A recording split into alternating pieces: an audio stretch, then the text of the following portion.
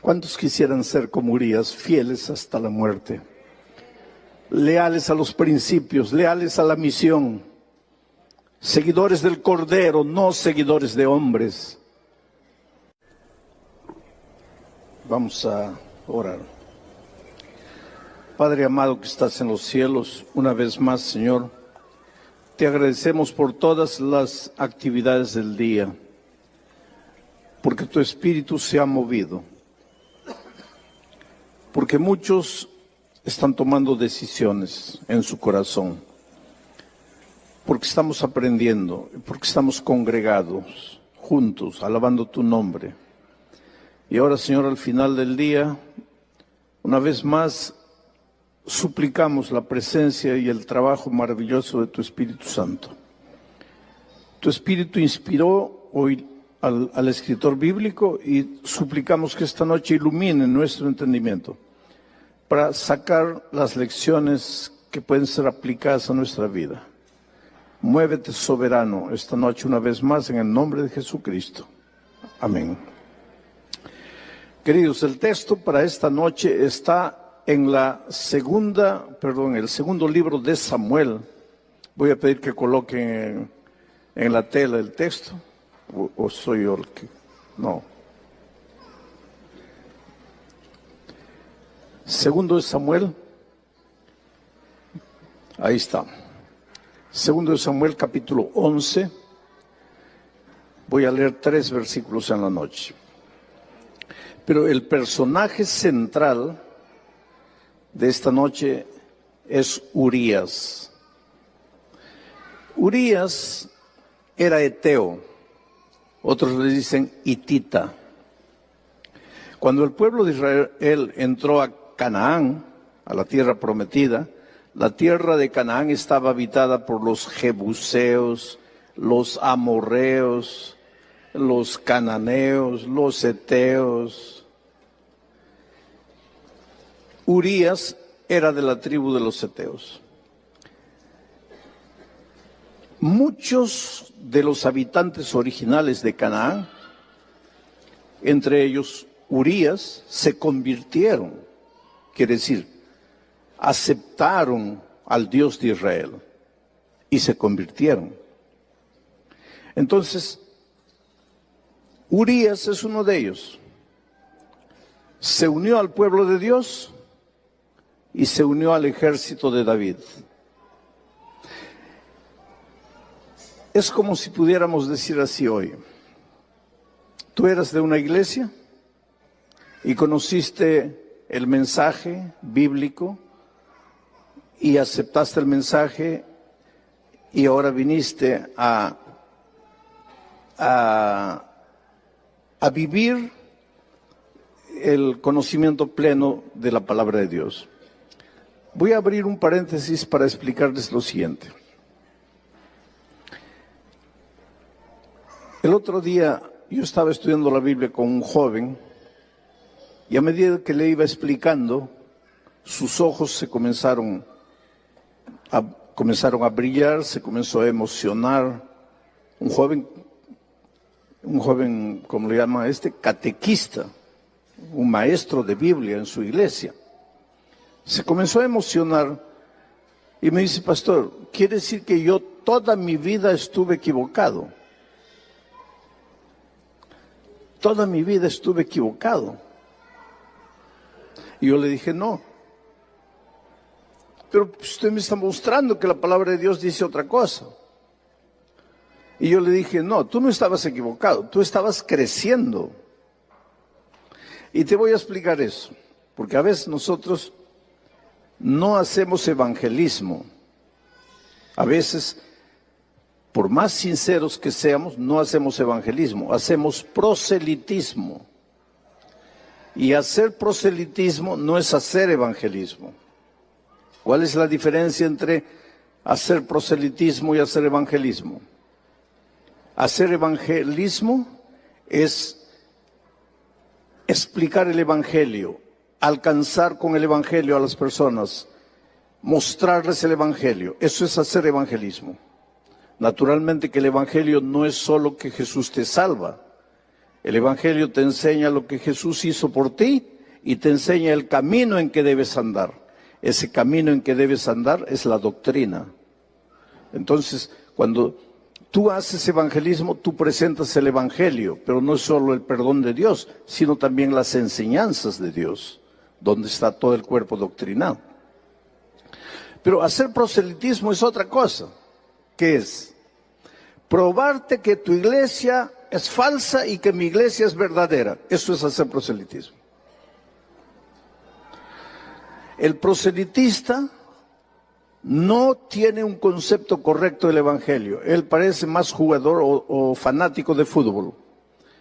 Tú eres de las Chivas no valen. Yo soy de las Águilas, vente para las Águilas. Tú eres de la Alianza no vale, vente para la U. Tú eres del Boca Junior, el Boca Junior no vale, vente para el River Plate. Tú eres bautista, no, vente al adventista. Tú eres católico, vente al adventista. Eso es hacer proselitismo.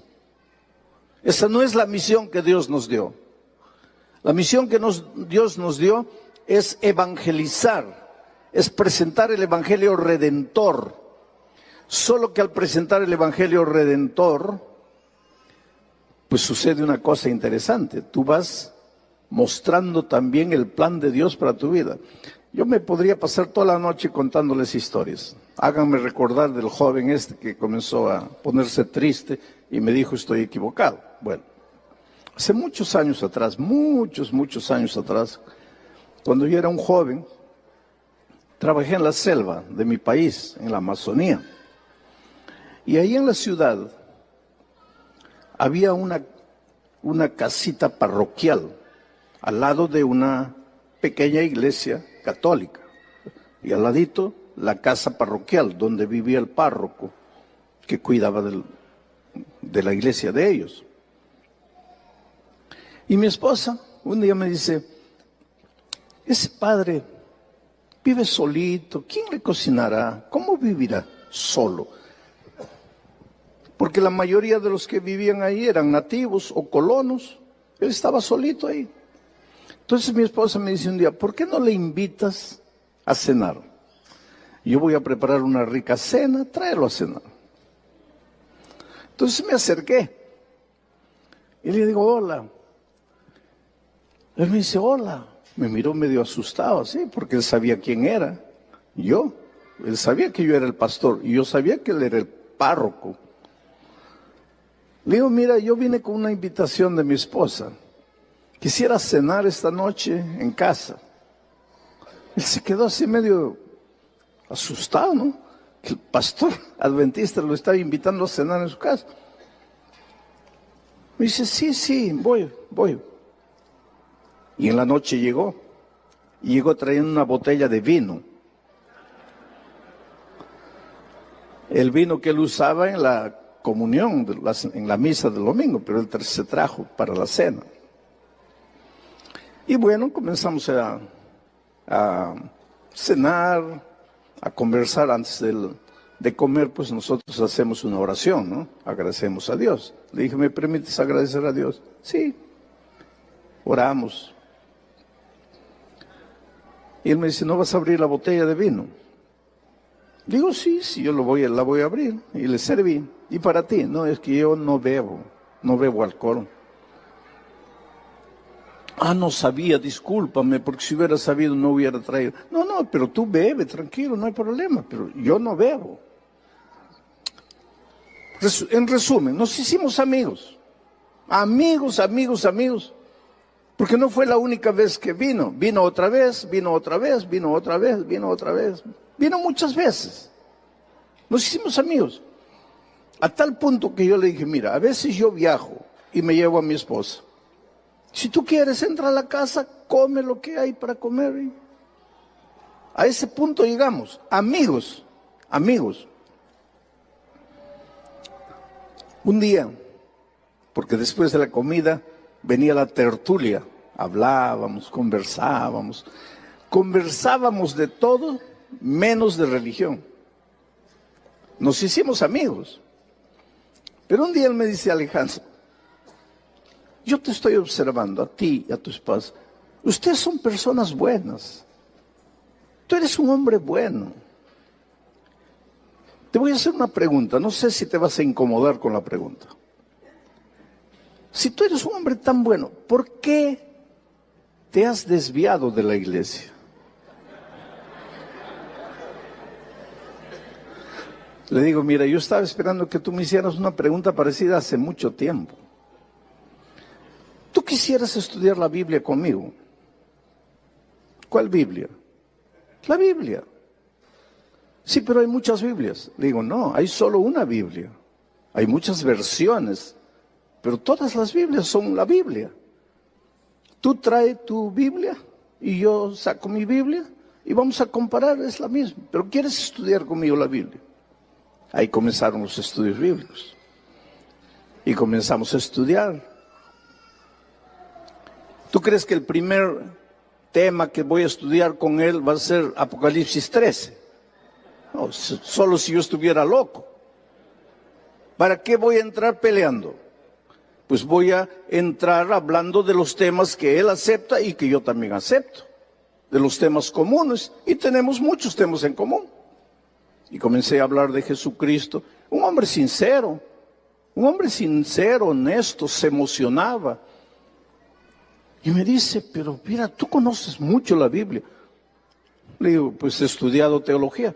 ¿Que ustedes los pastores estudian teología? Le digo, claro.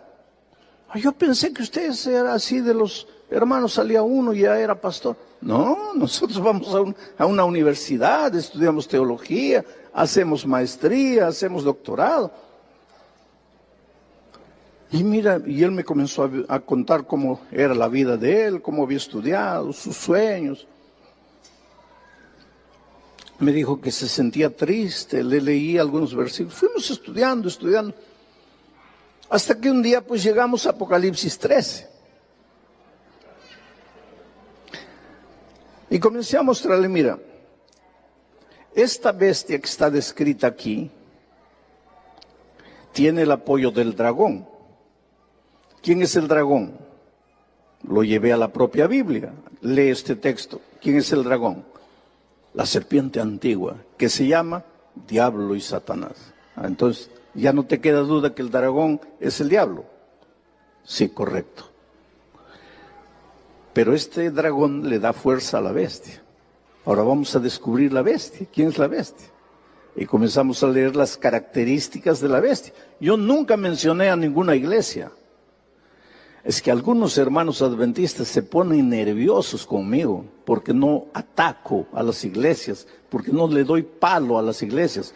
Pero yo te mostraría la cantidad de personas que han venido a Cristo y están en la iglesia porque nunca les di palo, porque los amé, porque con amor les voy abriendo los ojos a las verdades. Y es lo que hice esa noche. Le dije, ¿conoces un poder que hizo esto en la historia? ¿Conoces un poder que hizo esto? Y yo lo veía a él temblando, las manos le temblaban.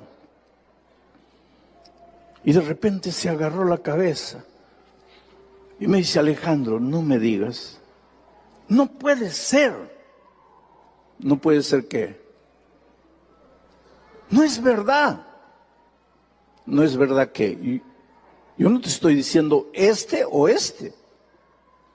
Tú estás sacando tus conclusiones delante de la palabra de Dios y no con mi Biblia, con tu Biblia. Pero no es verdad. Bueno, ya ese es un asunto tuyo y de Dios. Yo no te puedo decir, creen esto, creen aquello. Tú eres un hombre sincero. Ahora tú haz lo que la palabra de Dios te dice. Él salió molesto, salió triste, salió con lágrimas en los ojos. Al día siguiente no apareció, al otro día no apareció, al otro día no apareció una semana, yo viajé, volví. Mi esposa me dice, él desapareció.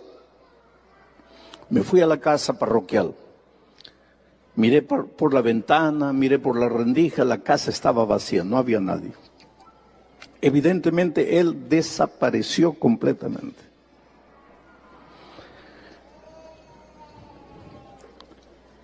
3, 4 meses después, llegó un nuevo párroco para la ciudad. Y yo me acerqué a saludarlo, no quiso conversación conmigo. Pasaron los años, yo me vine a Brasil a trabajar, pasaron años. Y un día llegué al Perú a pasar Navidad. Y ya no me van a decir, el pastor Bullón celebra Navidad. Yo llegué a pasar Navidad.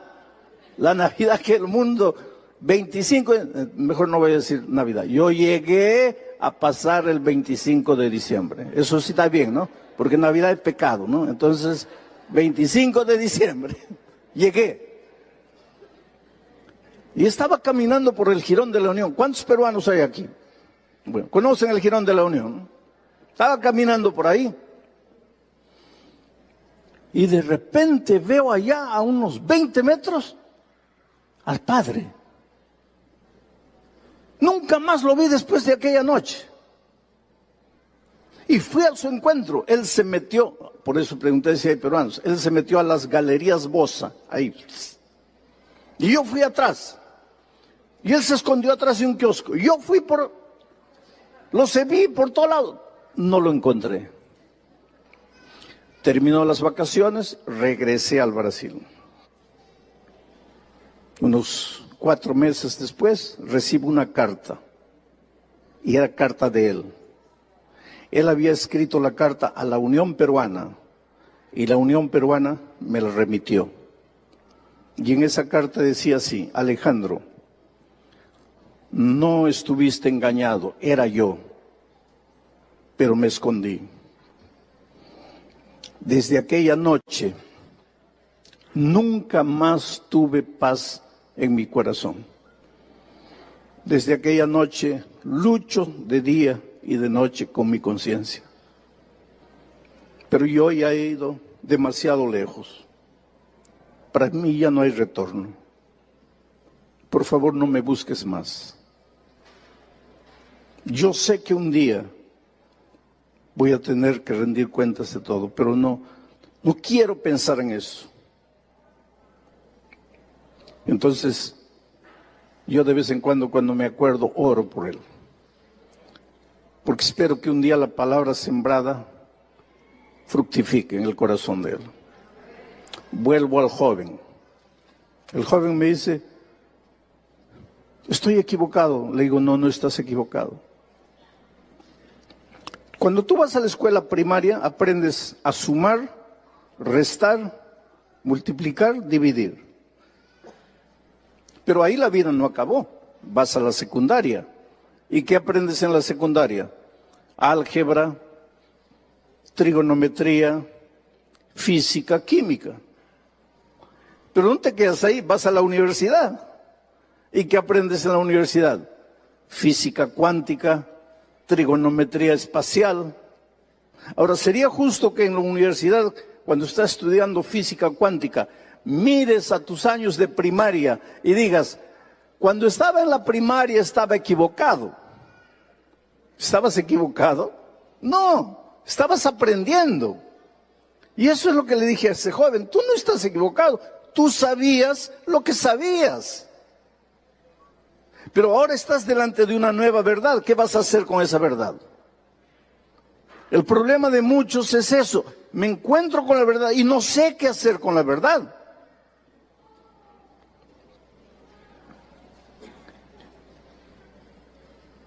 ¿Te acuerdas la historia de Pedrito? Pedrito vio a su hermana María de 12 años, preparando la carne para colocar en la asadera. Pero la asadera era de forma rectangular y María estaba cortando la carne de forma redonda. Ahora no salgan diciendo aquí, Pastor Bullón dice que podemos comer carne. Yo te estoy contando una historia. Entonces olvídate la carne, vamos a decir gluten. Está cortando el gluten de manera redonda, ¿ah? Para colocar ahí en la asadera. La asadera es rectangular. Entonces Pedrito le pregunta, María, ¿por qué estás colocando la carne redonda si la asadera es rectangular? Y ella levanta Los hombres dicen, no sé, mamá hace así, yo hago así. Pedrito va donde la mamá, mamá, ¿por qué María y tú cortan la carne redonda si la asadera es rectangular? Y la mamá levanta los hombros y dice, no sé, mi mamá hacía así, yo también hago. Pedrito va donde la abuela, abuela, ¿por qué María, mi mamá y tú cortan la carne redonda si la asadera es rectangular? La abuela dice, no sé, hijo, mi mamá hacía así y yo también hago. Para suerte de Pedrito, la bisabuela todavía estaba viva. Bisabuela, ¿por qué todas las mujeres de esta familia cortan la carne redonda si la asadera es rectangular? Y la bisabuela dice, mira, hijo, yo te voy a explicar por qué yo lo hacía. Porque cuando yo era jovencita, éramos pobres y solo teníamos una asadera que era redonda. Entonces, para que cupiese la carne, teníamos que cortarla redonda. Ahora, ¿por qué la tonta de mi hija, mi nieta, mi bisnieta siguen haciendo la misma cosa? Yo no sé. Es que eso es lo que pasa con las personas, conocen la palabra de Dios. No, pero mi mamá, pero mi abuela, pero mi bisabuela. Ahora, tú tienes que confrontarte con la realidad, con la verdad. Yo ya les he dicho que con el instrumento llamado amor, Dios me ha ayudado a traer muchas personas a la iglesia de Dios. Y he descubierto una cosa, que los hititas, quiere decir los que vienen de otras iglesias, han sido en sus iglesias fieles, han servido a Dios con toda sinceridad, y cuando se vuelven adventistas, son tan fieles y tan sinceros, y a veces mucho mejor que los adventistas que nacieron en la iglesia. Porque vienen con toda la sinceridad de su corazón y con el mismo fervor que servían a Dios allá, ahora que conocieron más luz, continúan sirviendo a Dios. Ese era Urías. Urías era así. Urías era eteo, no ateo, eteo. Pero cuando llegó al pueblo de Israel, él aceptó al Dios de Israel y se convirtió. Y formó parte del ejército de David y se volvió mucho mejor que mucho israelita. Y esta noche vamos a ver. Vamos al texto inicial, que no es este. El pueblo de Israel había ido a la guerra. Joab, el general de David, estaba al mando de los ejércitos. Ahora, miren lo que dice. Y sucedió un día, les hago una pregunta, ¿dónde estaba el ejército de David? En la guerra. Y sucedió un día, al caer la tarde, que se levantó David de su lecho. ¿Dónde estaba el ejército de David? En el campo de batalla. ¿Y dónde estaba David? En el palacio. Al caer de la tarde, ¿a qué hora es el caer de la tarde? A las 6 de la tarde. ¿Y qué hizo David a las 6 de la tarde? Se levantó de su lecho. Entonces, ¿qué había estado haciendo toda la tarde? ¿Y dónde estaba el ejército? ¿Y el rey? Ahí ya comenzaron los problemas para el rey. Porque cuando es hora de trabajar hay que trabajar, querido. Y cuando es hora de dormir hay que dormir. ¿Por qué el rey no estaba preocupado, no estaba concentrado, pensando cómo está mi ejército, cómo estarán los soldados, les faltará pan, les faltará agua? No, él durmiendo. Y mente ociosa es taller del diablo. El diablo a veces está cansado, no quiere tentar. Él se cansa también a veces, de tanto tentar se cansa. Y dice, no, hoy no voy a tentar a nadie. Pero cuando ve a uno con mente ociosa, el pobre no resiste la tentación y cae, y tienta. Porque la mente, lo primero que el diablo necesita para realizar su plan es una mente ociosa, una mente que no está haciendo nada. Ahí estaba David con la mente ociosa, se levanta a las 6 de la tarde, cuando es hora ya debería a esa hora llegar la gente para dormir, él recién levantándose. Y sube al balcón y mira a una mujer bañándose. Y él es el rey, él tiene poder, él manda, él ordena, él determina, él no pide favores, él es el rey. Es interesante que cuando el pueblo de Israel le dijo a Samuel, danos un rey, Samuel le dijo, ustedes no saben lo que están pidiendo, se van a arrepentir. No, pero todas las naciones tienen un rey. Sí, porque todas las naciones no tienen a Dios. El rey del pueblo de Israel es Dios. ¿Para qué quieren rey humano? No, pero ¿qué queremos? Les dieron reyes y los reyes los hicieron sufrir. Ahora, queridos, cuando este incidente sucedió, David ya había matado al león, ya había matado a Goliat. David ya había sido ungido, David era rey. David había hecho cosas grandiosas para Dios. Quiere decir que un hombre que ha sido grande en el servicio de Dios, un hermano que ha hecho tantas cosas, ha ganado almas, ha dirigido iglesias, ha sido anciano de iglesia, también corre el riesgo de caer.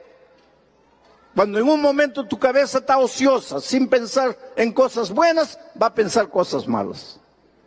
Vio a la mujer, se enamoró de la mujer y usó mal su poder. Porque cuando Dios te confía el poder, es para construir, no para destruir. Cuando Dios te confía el poder, es para hacer felices a las personas, no infelices. Pero Él usó el poder en provecho propio. Y mandó, ordenó, determinó, traigan a esa mujer. Y pecó con la mujer. Un tiempo después, la mujer viene con la noticia, estoy embarazada. ¿Qué explicación le iba a dar esa mujer al esposo? ¿Cómo me embaracé si hace meses tú estás en la guerra? ¿Cómo me embaracé? Fue al rey y le dijo, David, estamos en problemas. Cuando mi esposo llegue y yo esté embarazada, ¿qué explicación le voy a dar? El rey tenía el poder. Mandó un mensajero a los campos de batalla, le dijo al general Joab, mándamelo a Urías el Eteo. Y le dice, mira, ve a tu casa, tómate unas vacaciones, 2, 3 días, descansa. Has estado tanto tiempo en la guerra. Mira cómo el rey, un rey que fue sabio, un rey que fue un instrumento poderoso de Dios, él usa su inteligencia para urdir planes nefastos, macabros. Porque él pensaba así, si él va a la casa, duerme con la esposa y se va después a la guerra, cuando vuelva y la esposa esté embarazada, pues entonces él va a decir, fue en esa ocasión que fui para allá. Estaba todo preparado. Pero ahí entra el famoso Urías Eteo y mira lo que dice. Y Urías respondió a David, cuando David le dijo, mira, ve a la casa, duerme con la esposa. Urías respondió a David, el arca del pacto, porque el pueblo de Israel nunca iba a la guerra sin llevar el arca. Y dentro del arca estaba la santa ley de Dios. Y la santa ley de Dios es el reflejo de su carácter. Y encima del arca estaba la presencia de Dios. O sea, cuando el pueblo iba para la guerra, nunca iba sin tener la seguridad de la presencia de Dios. Todo te va a ir bien. El matrimonio te va a ir bien cuando tú te cases, pero tengas certeza de que el arca está contigo. La presencia de Dios está contigo. Cuando abres un negocio, te va a ir bien si tienes la seguridad de que el arca está contigo. Cuando inicias cualquier plan, te vas de paseo a Europa, ve, pero ten seguridad de que el arca está contigo. La presencia de Dios te acompaña. No vayas solo. El pueblo de Israel nunca iba a la guerra sin el arca. Y entonces ahora Urías le dice a David, el arca e Israel y Judá están bajo tiendas en el campo.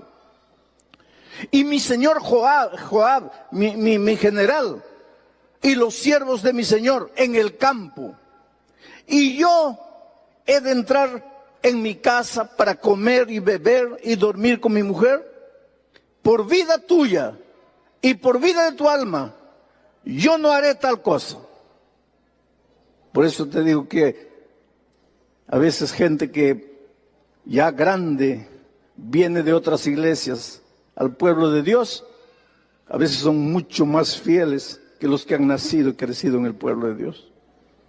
Un eteo que se convirtió, dice, no, el arca no va a quedar en el campo. Mi general, mis compañeros no van a estar en el campo. Esta es la misión de Dios. Yo voy a estar cumpliendo la misión. Yo no puedo estar aquí en casa. Rey, mándame de vuelta. Yo no puedo quedarme aquí. ¿Cómo voy a dormir en mi cama, tranquilo, confortable, sabiendo que mi pueblo está en el campo? Ahora, ¿quién debería decir eso? ¿Era quién? El rey. Y el rey durmiendo de tarde y después pecando de noche. Y el otro que se convirtió, que recién entró a la iglesia, fiel, firme, dice, no, yo no lo haré. A lo largo de mi vida he encontrado y he conocido gente aguerrida, ¿sabes? Gente como Urías, comprometida con la misión. La misión es lo primero. Yo hago esto por causa de Dios. Es gente tremenda, ¿sabes? Yo admiro.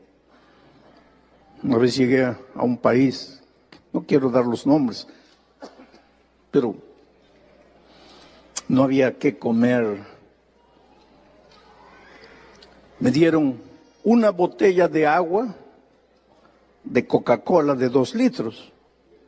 Entiéndanme bien, no me dieron Coca-Cola, me dieron una botella de agua, pero de Coca-Cola de 2 litros. Y eso era todo el agua que yo tenía para lavarme los dientes, para bañarme y para hacer correr el vaso sanitario. Una botella de agua de 2 litros. Frotaba el cuerpo y ese era el baño que tenía. Un hombre duro, un pastor así, duro, para resistir el dolor, las dificultades que se creaban ahí, que los nativos le criaban a él. Un día, hay cosas interesantes.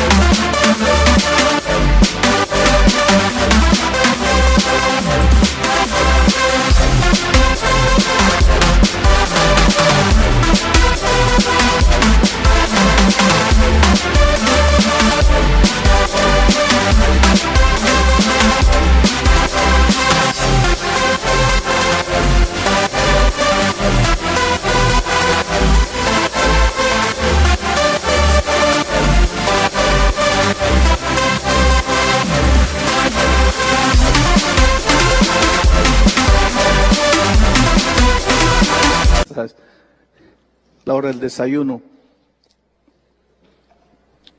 la señora sirve un plátano y yo esperando que venga el restante del desayuno, y era solo el plátano, y no para mí, para los 3, para el pastor, la esposa y para mí. Yo le digo, eso es todo. Me dice, pastor, eso es todo, y usted va a aguantar 4 días aquí conmigo. Estamos racionando todo para los 4 días. Vamos a orar. Y yo oré. Y dije, mira, Señor, si cuando Elías un día estaba con hambre, te pidió comida y tú le mandaste un cuervo trayendo comida, aquí está tu siervo, tu sierva.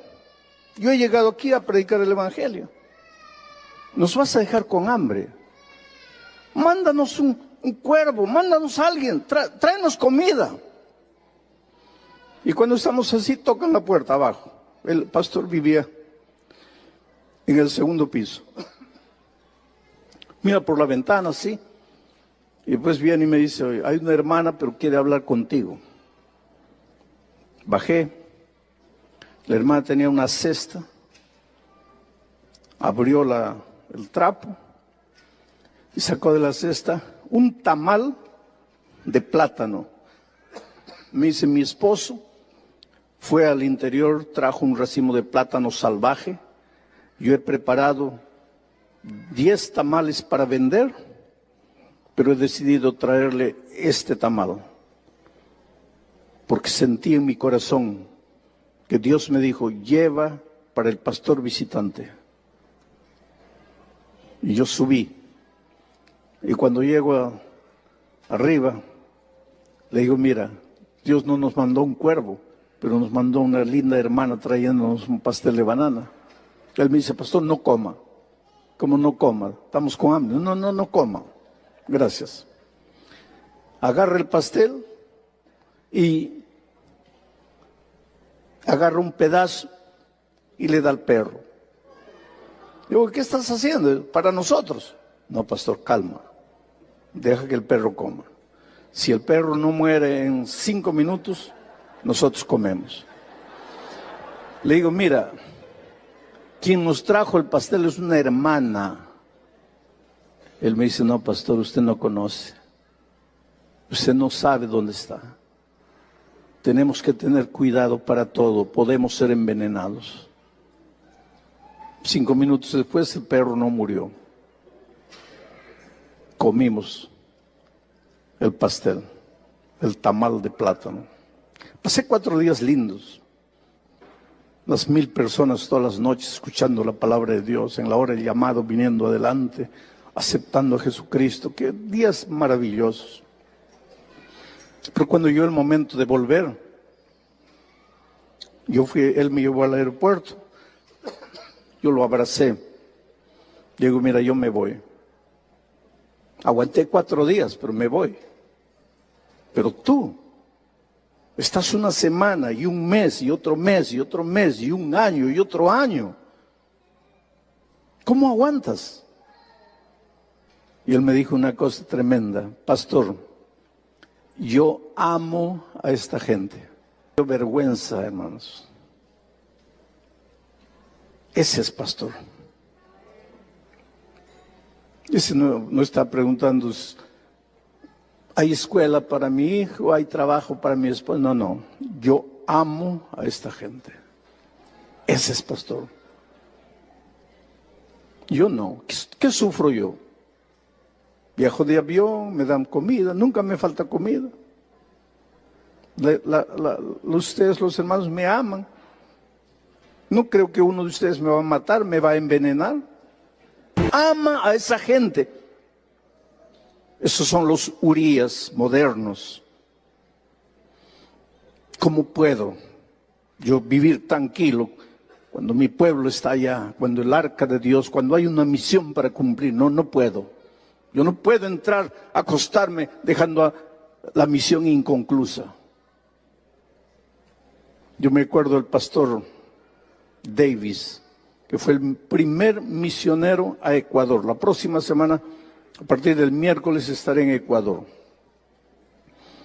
4 días de evangelismo ahí en la ciudad de Quito y una noche en Guayaquil. El pastor Davis fue el primer misionero a Ecuador. Cuando llegó ahí no había un miembro de iglesia. Él llegó con la misión de evangelizar, recién casado con su joven esposa. Americanos salieron de este país y fueron para allá. Nosotros los hispanos tenemos una gratitud con los pioneros americanos que dejaron el conforto, la comodidad de su ciudad y fueron a evangelizarnos a nosotros. Nadie lo recibió, porque el país, pues no era adventista. Era un país duro. Él no era bienvenido. Nadie lo recibió. Sufrió. Y de repente la esposa queda embarazada. Ningún hospital quiso prestarle atención médica. Y cuando llegó el momento de nacer el niño, ningún hospital aceptó a la señora para dar a luz. Pero ya había pasado casi un año y él había evangelizado ya unas 13 personas. Digo, había evangelizado. Porque él no llegó allá diciendo, te voy a probar que tu iglesia no vale, que la mía es la verdadera. No, así no se evangeliza. Él evangelizó. Ya había evangelizado 13 personas. Una de las señoras ayudó a la esposa a dar a luz. La niña nació, una niña linda. La mamá murió. El pueblo no dejó, no permitió que esa joven señora muerta fuese enterrada en un cementerio. Versos y el pastor Davis cargaron el cajón de la esposa al campo para enterrarlo ahí. En ese tiempo no había WhatsApp, en ese tiempo no había correo de 3 días, no había avión, los viajes eran por navío. Cuando la Asociación General se enteró, ya habían pasado 2 meses. Y mandaron una orden, pastor, regrese inmediatamente. ¿Cómo está ahí solito con la niña? Regrese inmediatamente. Y él le respondió, no iré. Mi esposa y yo llegamos a este país con un sueño, establecer la iglesia aquí. Y yo solo saldré de este país cuando el sueño de mi esposa y el mío se hayan realizado. Ese es el Urías de hoy. Y así como Urías, así como Davis, así como tantos pastores, tantos hermanos, hay gente dispuesta a dar la vida. Porque por ser fiel, porque piensen en Urías, si él hubiera dormido en su casa esta noche, no hubiera muerto. Pero no durmió. Ahora el rey lo mandó de vuelta a la guerra. Pero mandó un recado al general. Colócalo a Urías en el frente de la batalla y abandónenlo ahí. Los soldados enemigos lo mataron, pero en realidad quien lo mató fue el propio rey. El hombre de Dios, el ungido. Nosotros somos seres humanos, queridos. Por eso la Biblia dice, maldito el hombre que confía en el hombre. Por eso yo he hecho en mi vida, en mi ministerio, un voto con mi propio Dios. Jamás voy a permitir que las personas me sigan a mí. Olvídense de mí. Yo vengo para que ustedes sigan a Jesucristo. Enamórense de Jesucristo. Síganlo hasta el fin. El elemento humano es apenas un instrumento. No sigan al elemento humano. Porque hasta un ungido de Dios.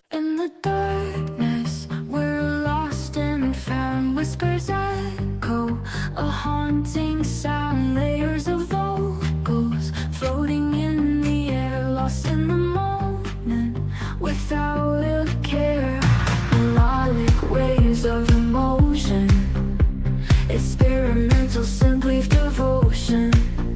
Classic crossover of styles untold. In this indie rock world, we won't grow old. A captivating blend of alt rock. In this journey, we'll never stop. Single vocals, a soft embrace, guiding us through time and space. Melodic waves of emotion,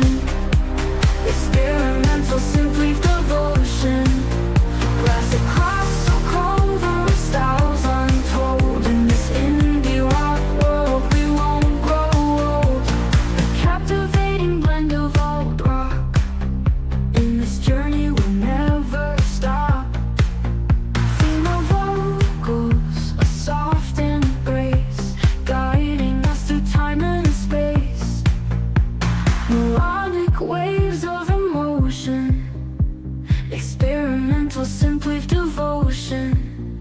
Classic cross or Clover, styles untold. In this indie rock world we won't grow old. Lost in the rhythm, lost in the beat. These haunting melodies so bittersweet. Layers of vocals, a symphony of dreams. In this chill vibe we find tranquility, it seems. Melodic waves of emotion, experimental simply devotion. Classic cross or Clover, styles untold. In this indie rock world we won't grow old. As the music fades into the night, we'll hold on to this feeling tight. A blend of genres, a fusion so pure. In this chill style we'll endure.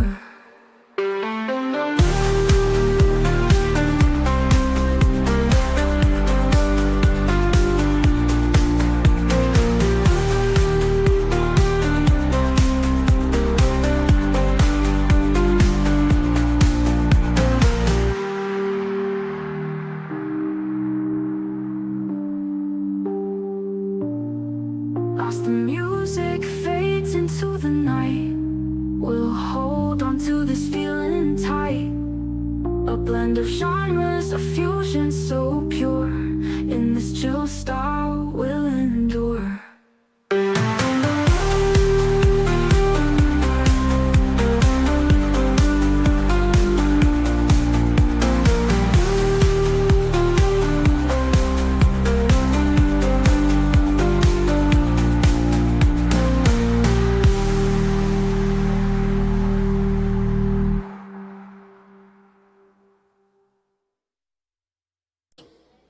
Puede caer.